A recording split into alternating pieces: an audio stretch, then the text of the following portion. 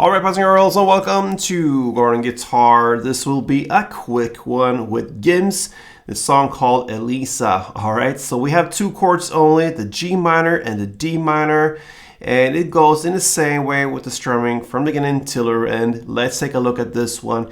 No need for any capo here. Alright, so we're gonna use bar chords, at least one. So the first one will be G minor. That's a bar where you play on the 3rd fret. You cover all strings there, and then you need to add 5th on A and 5th on D. That's G minor.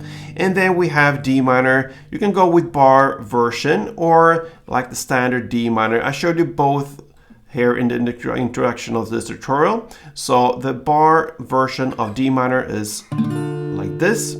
Play the bar on the 5th fret now. You don't have to bar the last E string, but the 5 strings below you have to. And then you need to go and add 5th on D, 7th on D, 7th on G, and 6th on B. There you have one version of it, the D minor, that's the bar version.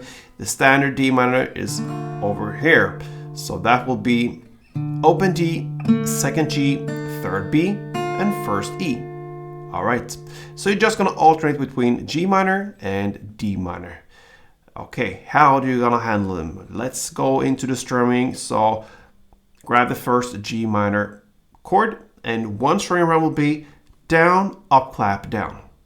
So one down, a short pause, and then up, clap, down, like this. That's one round. So down, up, clap, down. Couple rounds.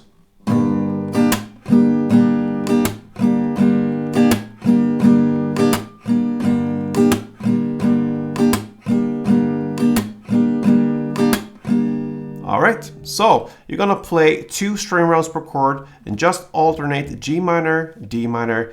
So 2 G minors, 2 D minors, 2 G minors, 2 D minors. You can alternate with the D minor as well. A couple rounds will sound like this.